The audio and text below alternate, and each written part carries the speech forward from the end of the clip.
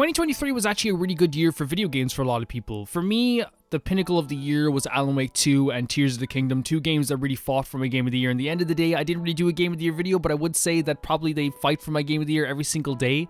I absolutely love those games.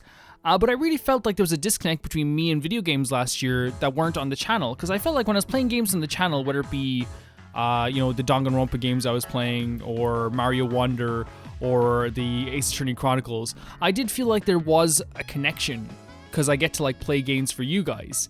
But then again, playing games in my spare time, I didn't do it that much. If you talk about like 2020, which I know was not a good year to compare to, or 2021 even, when we were playing lots of games, when I was playing so many games in my spare time, it became this thing where like in 2023, I really felt like I was only playing maybe 7 or 8 games. I think I finished like maybe off the channel, maybe finished like 7 or 8 games, or maybe even less in total.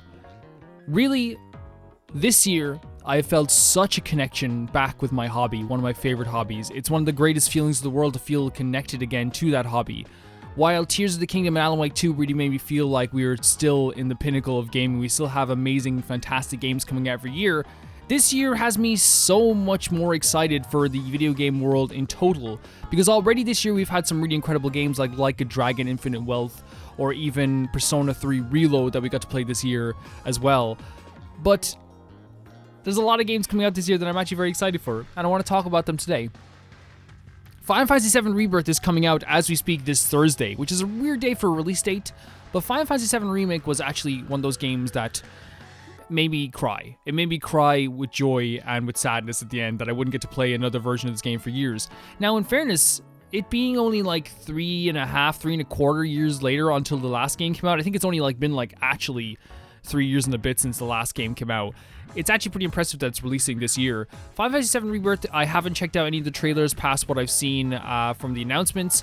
I haven't checked out any single character details or any single changes. It's not for me to do that. I don't like doing that often because I want to be completely unspoiled going into this. Final Fantasy VII Rebirth is one of my most anticipated games just because I love these characters. The first Final Fantasy VII Remake made me so excited to play as all these characters and go through the world is so beautiful, the game is so beautiful, the music is so beautiful, and the fact that we're just getting more of this in Rebirth makes me really, really excited. I played the original Final Fantasy VII Remake in 2020, absolutely loved it, went through it in 4 days, but did every single side quest, did every single side thing, played through it again another 6 times in my life. Loved the boss battles, loved fighting every single boss in that game. At one point I had save files like before boss battles so I could refight them over and over again. But Final Fantasy VII, the original version on PlayStation 1, I went back and played that as well just because I love Rebirth, just because I love remakes so much. And now I'm going to get to play Rebirth and see all the changes that they made from the original game. And all the differences and how they brought everything to life. I'm very excited for this. This is going to be really cool. This is going to be really cool.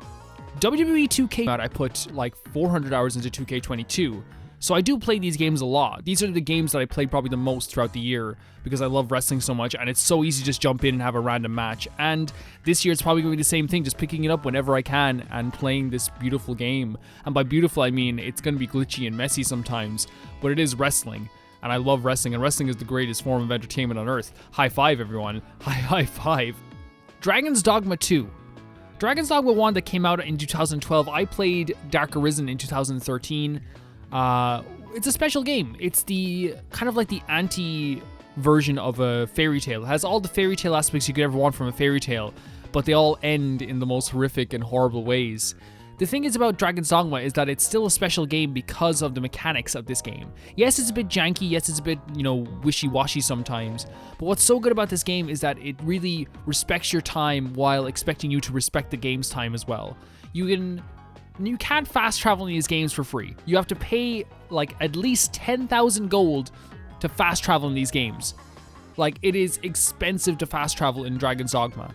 You have to buy a key that lets you fast travel in the game. And the reason for that is because the creator of this game wants you to learn the world, wants you to be at one with the world, wants you to feel like you're in the game traveling throughout the world. And at first I was like, this is so silly. But then when you actually travel through the world and go to different parts of the world and learn like where every single crevice is, oh, I recognize that mountain. Oh, I recognize these bandits. Oh, I remember these bandits from before. I remember that castle. Oh, this castle is close to this place. And you can get so acquainted with the world that it's such a beautiful thing that more games should do. And I know fast travel is just a convenient thing. But I love playing games like that, which is probably why you guys sometimes are like, you can do fast travel, just fast travel in some of these playthroughs. But like legit, when I'm playing these games, all I'm thinking about is how acquainted I got with the world when I played Dragon's Dogma. And that's probably the reason why I don't use fast travel all the time in video games. It's not only just the fast travel though, the mechanics of this game are actually pretty fantastic. You get to climb on top of enemies, just like you did in kind of like Shadow of the Colossus, and hack them to bits. They fly around while you're on their back and holding onto them. The missions in this game really are exciting because they do give you a side quest which is like, go fight this chimera, and you're like, I've never more excited to do a side quest in my life. The areas in this game feel dangerous at every single turn. Now, I'm talking about the original game, that's why I'm excited for Dragon's Dogma 2. Dragon's Dogma 2, I have not checked out a trailer either. I know I'm so terrible, I'm so bad, but I just don't like spoilers anymore. I like to go into every aspect of the game so fresh. The one example I always bring up is when we played that Muso Zelda game that we played in the channel, and I didn't know you could use like the champions like dungeons as like mechs that shoot things, and people were like, this was in the trailer. I was like, I didn't see the trailer, so I can't really say anything. You know what I mean? And that's what I love about it. I love being shocked by tiny things. I love being like stunned by like when I'm walking past an area and I see a beautiful view of a castle, and my friend's like, hey, but that was in the trailer. And I'm like, I didn't see the trailer at all. That's what this is, just a whole new thing to me. Sandland is an interesting one because again, I didn't hear about this game up until like a month ago, and it's been like a weird time because I don't really know if I'm even going to be playing this. I'm obviously going to wait for people to like streamers and reviewers to be like, this is good, this is bad, or whatever. Not because like I'm like, I have to, someone else is giving my opinion, just because there's a lot of games coming out that I definitely want to play, and some games you're going to have to not play because video games cost money, believe it or not.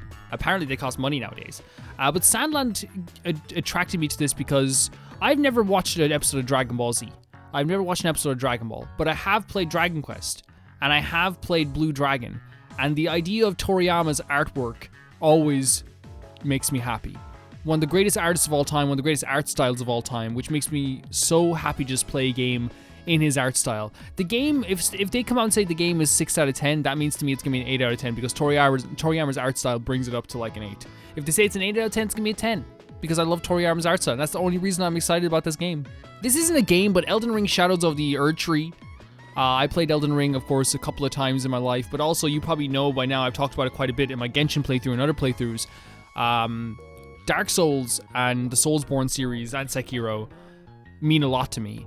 When I didn't have a lot of money and I didn't even have a job, getting Dark Souls was like the biggest godsend because you can play those games infinite amount of times with infinite amount of builds, and playing Dark Souls 2, Dark Souls 1, Dark Souls 3, playing Bloodborne, and then eventually like Sekiro, you know, is my favorite one of the whole bunch for many different reasons. I might do a video on the Souls series at some point to explain why, but like incredible like mechanics in all these games. But Elden Ring in general, I think took the whole world by storm. I think that it was a build-up. Like Dark Souls, when it originally released, I remember playing Dark Souls and all my friends were saying that it was bad, it was not a good game. They eventually like came around because again, from an outside perspective, it just seems like it's a game just being hard for hard's sake. And those friends, by the way, if they're watching this, I love you to death. And we played Dark Souls together, and it was the greatest thing in the freaking world. And no one should ever be crucified for changing their mind. Look at me when I said that I thought the Death Stranding was a bad game. I played it recently again, and it's like, this game is actually really, really freaking good. No one should ever be crucified for changing their mind about video games. I see that sometime on Twitter when people are like, 2 years ago people said this game was bad, or the same person saying it's good. It's like, yeah, dude, people should be able to change their minds. Like it's a video game. It's not like it's like a political discourse, man. It's video games. Like, and get more people on your side. But yeah, this is just gonna be fantastic. I think it's gonna build up, like, you know, Dark Souls 2, build it up. Dark Souls 3 was like a big culmination. Everyone loved Souls at that point. Bloodborne came out before that, and everyone was like, this is one of the greatest games of all time. Sekiro came out, and everyone was taking that by storm. And it kind of just made sure that, like, Elden Ring had this hype, and it was this open world hype, one of the greatest open worlds of all time. And yeah, everyone wants to play this game. It's the first time in a long time I've seen everyone reacting to a singular trailer for a game that was coming out. People were making it events, like live stream events. This is just going to be one of those games that takes up my time so badly. If you want to know something, a little bit tidbit about me, I've beaten every single boss in every single Souls series. Of course I have. But you know what's so funny about it? Every time I fight a new boss and it kills me once, I always say in my head, well, this is the one boss I'm not going to be able to kill. This is it. And then I kill it the next try. But like, there's always that doubt in my head. And I feel like I'm going to have that doubt through the whole playthrough of Shadows of the Erdtree. But I'm excited for this. It's coming out in June 21st, which is very close. Silent Hill 2 is a very weird game to put on this list because the team that is developing Silent Hill 2, I don't like. And if there are any people from Bloober Team watching this video, no disrespect to you guys. It's just that I never clicked with your games. Your games never clicked with me. So when I heard you were remaking one of my favorite games of all time, Silent Hill 2, it was very, very difficult for me because all of I thought is just going to be a Bloober game where I don't like the mechanics in the Bloober game, and I'm going to have to play one of my favorite games of all time again with mechanics I don't like. The reason it's on this list is because I will be buying this game. I will be supporting this game because I want more Silent Hill. That's it. Literally, that's all it is. I want this game to do well. I want this game to do really well. And if my money towards this game, and here's the thing, I'm hoping it'll be good. By the way, it sounds like I can throw away money. I can't just throw away money. That's not how this works, by the way. But like, it will be a game coming out at some point at the end of the year. Of course, like disposable income, whatever. But you understand what I'm saying. I want this game to do well. If it turns out that the reviews are so poor and there's Silent Hill fans that I trust that are like, this game is terrible, of course I won't be buying it, but I want this game to do well. Now, in the end, I might end up not buying it because, like, again, video games are expensive, and this game is probably going to be like €80. So if it turns out that's €80, I don't think I will be buying it day one at all because that's just like too expensive. But I do think that it would be fun to see if this game does well. If it does well, that means we get more Silent Hill. Silent Hill, the short message did fantastic. What's funny about Silent Hill in general is that like it has this mythos that's built up throughout the years. The original Silent Hill 2 didn't even break 1 million copies, didn't even break like 800,000 copies, even though it's probably the most popular game in the series. But the new short message in the first 2 days got 2 million downloads, so that to me means there's some sort of like love for Silent Hill out there. I think PT, the playable demo, also did that as well. But yeah, like, I just hope it does really well. Bloober Team, we may not get along, even though you don't know who I am, but I hope it does well. Stellar Blade is another game that I'm pretty excited for. Again, I really feel like this game has been like, hyped up on Twitter and online and stuff like that, and I'm just really excited to see what it does. I heard that combat is going to be really, really incredible. Now, they have made no mistake about this. They have been advertising this game as, look at this girl with the big booty. That's what it is. And honestly, like, it's like, yeah, she does have a big booty, but honestly, I'm just more excited about it. I think the art style actually looks fantastic. I think the combat looks really incredible. I'm sure the music will be fantastic too. And that just makes me excited to get into a game like this, even if there is the big booty in the game. On to the question segment where patrons ask me questions about video games or pop culture or anything. Malcolm Conde asked, what are your thoughts about the horror game genre? Have you played titles like Outlast and Amnesia? I have played Amnesia on the channel. There's not a playlist for it. I shouldn't make that. I've played Outlast. The horror game genre and survival horror is my favorite video game genre in all of video games. The reason I don't play it on the channel quite a bit is because there's not many ones that like I really feel like are worth playing on the channel, and there's also like this feeling of like, I feel like survival horror games for some reason are games that I play in the dark by myself and, have a headache while I'm playing them because I'm so scared. And that's what I love about survival horror. They really make me terrified. Outlast I played as well. I'm not the biggest fan of Outlast, but I love watching people play Outlast.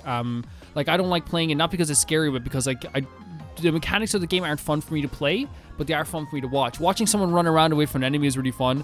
Me just running around away from an enemy in a game isn't always the most fun thing in the world. So yeah, yeah. Nightmare 444 said, I don't know if you haven't, I know that you haven't and won't play any genocide side natural runs in Undertale Deltarune. Have you looked into what happens to the story to get that side of the story? I have not. Because I think that there's always this feeling in the back of my mind that like, maybe at some point I might do a run like that. But like right now, for me, it's like I don't think people would want to watch me killing people in Undertale. I think it's just like the opposite of what like we've done with those playthroughs. Even though like there's nothing wrong with wanting those playthroughs, by the way, nothing wrong with that whatsoever. But yeah, I haven't really looked into them. I don't look into any games that I don't have like an interest in playing at that moment. Like that's why people are like, how did you avoid this spoiler? It's like I just didn't look into it. Like I like it just didn't show up for me. I think a lot of times we live in a bubble. Not you, by the way. nightmare. I'm talking about people on Twitter who go like, how did you not get spoiled for this game? It's so popular. Like a few people from Genshin, the Genshin audience were like, it's strange that you didn't see this character before at any point. And we all live in a bubble. Like, to me, Avatar: The Last Airbender right now is what's coming up on my timeline all the freaking time. And it's the same with like other games, like Elden Ring is coming up on my timeline all the time. And it was so easy for me to be like, it was all over Twitter. How did you not see this? It's probably not in anyone else's feed. You know what I mean? Like, it's in specific feeds of who are interested in those games. And I think that's the same with Undertale. Like, I just haven't seen it because I don't tweet a lot about Undertale, I think. Pokegirl asks, how was your day? How's your day been? It's just started. Just woke up like half an hour ago. But I will say that, like, I'm a little tired, but it's a good tired. It's one of those tired where it's like, get up, let's get to work. You know what I mean? It's one of those, I like that type of tired because it actually like makes me feel like I'm doing something. But I hope your day is going well, and I hope all your days are going well.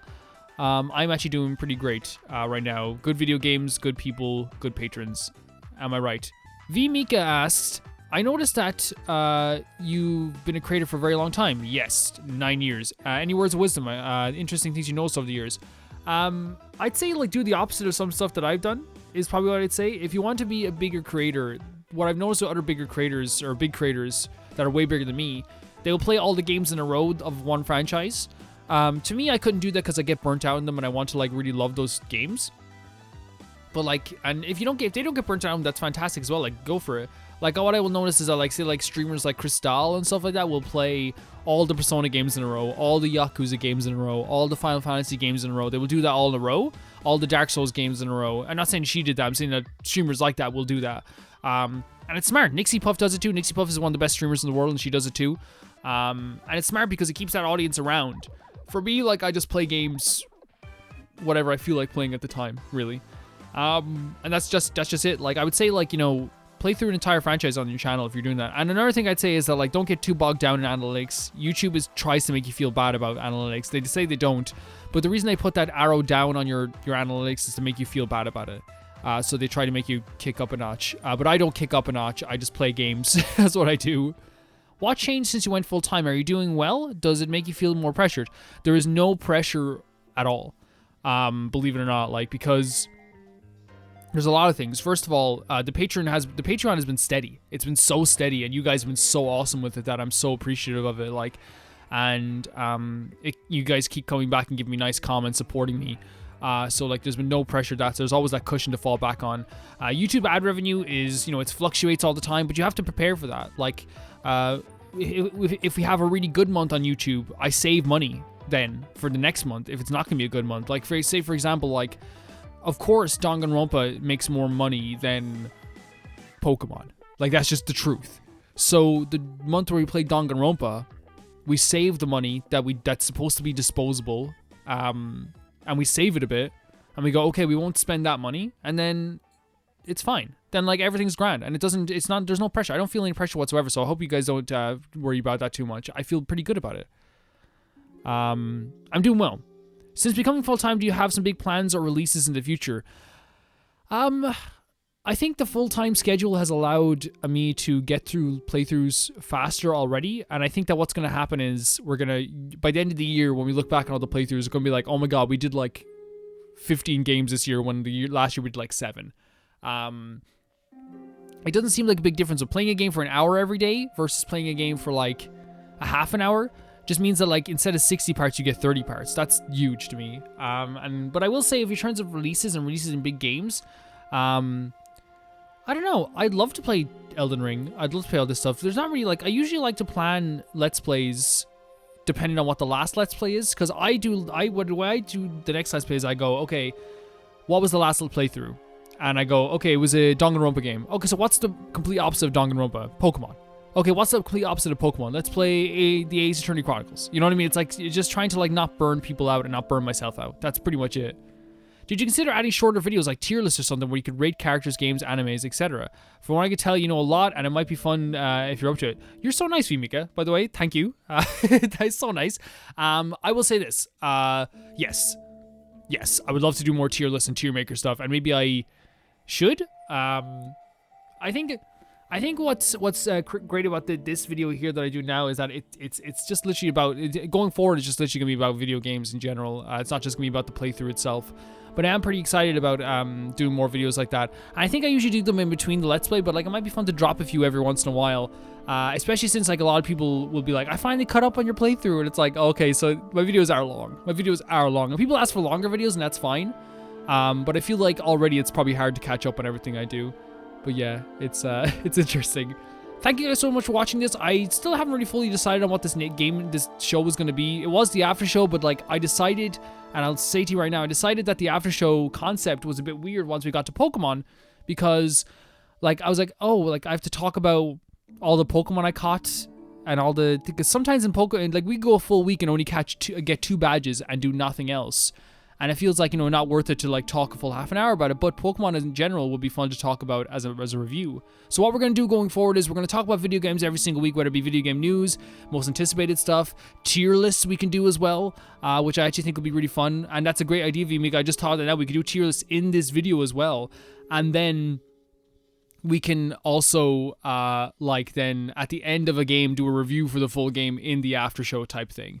I think we're going to call it Roaming Recess or something, but you guys can come up with a name as well. If you do come up with a name, I will credit you, and it'd be very, very nice if you do that. Actually, maybe I'm worried about that because, you know, someone down the line, if they decide they don't like my channel anymore and they're like, hey, I came up with that name, maybe that's not a good idea. Roaming Recess seems like the best name I've heard for this so far anyway.